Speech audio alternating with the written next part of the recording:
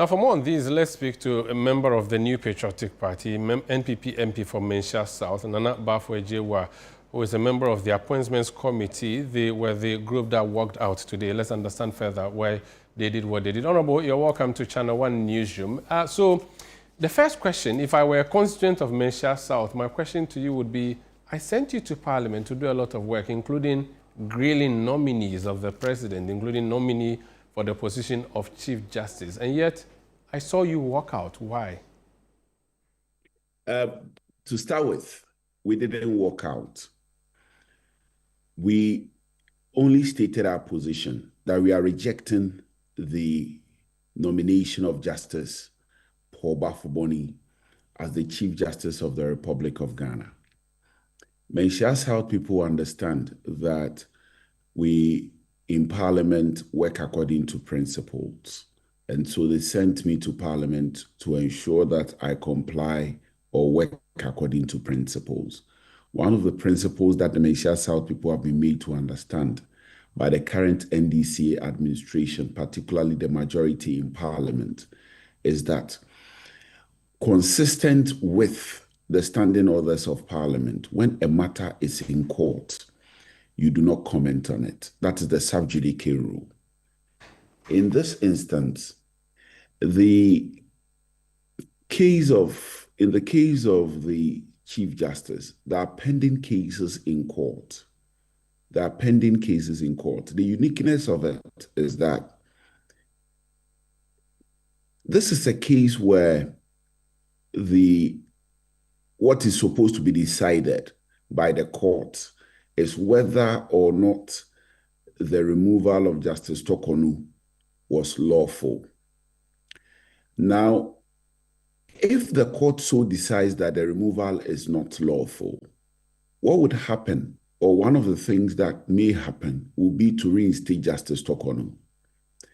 Now, if there is a successor to Justice Tokonu, that is a substantive successor to Justice Tokonu, what then happens is that there will be a fundamental question as to whether or not Justice Baffour, having been so appointed, having gone through the appointment procedure under the Constitution of the Republic of Ghana, should be removed. It has already been determined in the case of the Ghana Bar Association versus the Attorney General that once a judge is appointed, the only procedure to remove the judge is by way of Article 146 procedure. Article 146 procedure does not include an order of the court.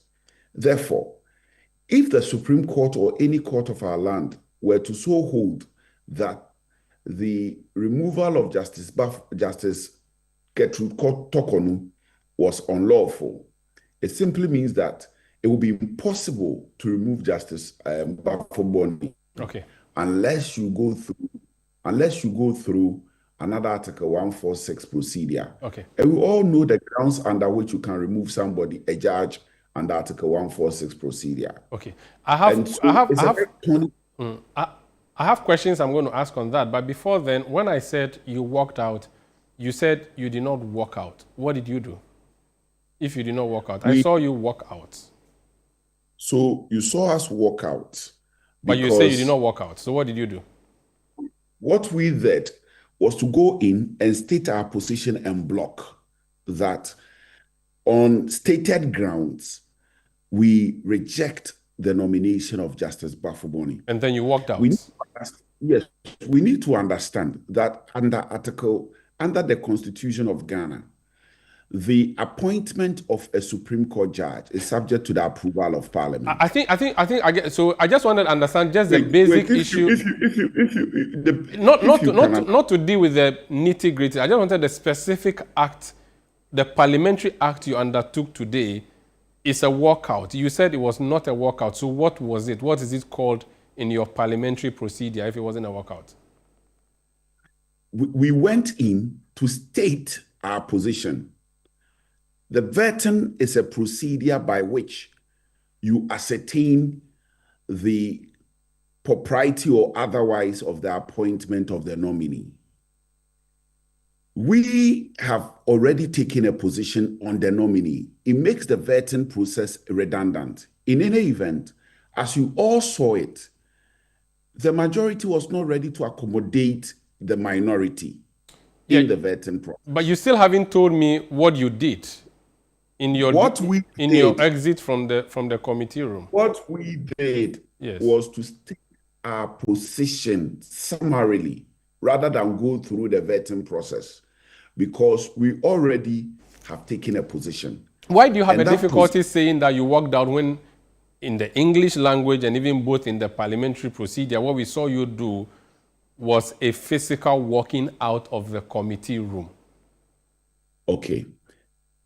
At the end of the vetting process, the majority also walk out, wouldn't they? Wouldn't they? So we went in, completed our vetting, our part of the processes earlier than scheduled by stating our position, and then we left. It wasn't a walkout. Okay. The Chief Justice has answered the questions. Okay, the acting Chief Justice, who was also the nominee, answered the questions that you raised today, questions about the litigation before the court or the sub judice nature of the removal of Gertrude Torkornoo. He has explained that to the extent that no court of competent jurisdiction has stated specifically that Parliament is stopped or barred from going ahead with the conduct, Parliament was not wrong in doing what it was doing.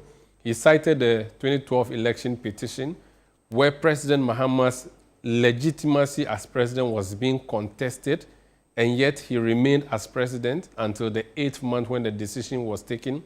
He cited the case of President Akufo-Addo's challenge in 2020 where he was elected president. There was a petition.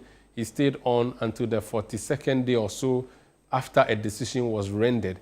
And he said that if at the end the Supreme Court has decided that vacate your position, that's what would have happened. And if he says stay on, which happened, that's what's going to happen. Now, if at the end of the day the court decides that Gertrude Torkornoo returns, the very process today that happened would have been moot. And so he does not think that there was a problem with the vetting, because you know, based on the recent Asafua case, that if the matter is a constitutional in nature, you cannot be barred from doing that. That's what he explained.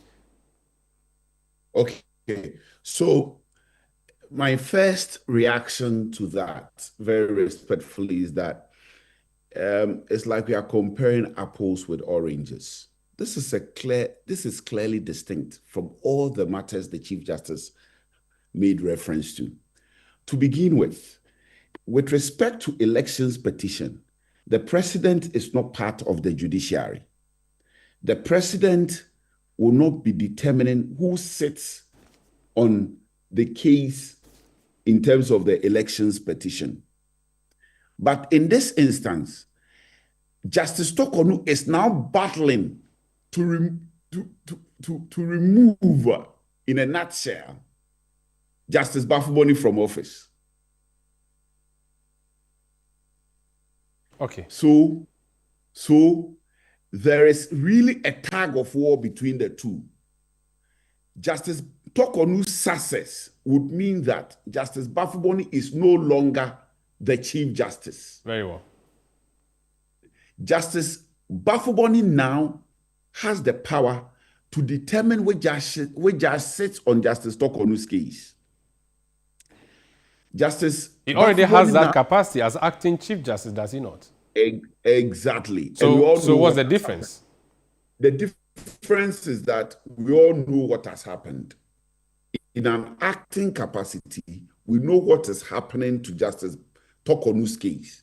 We can only imagine what will happen in a substantive capacity. Very well. Okay. Thank you. Thank you so much for speaking to us, sir.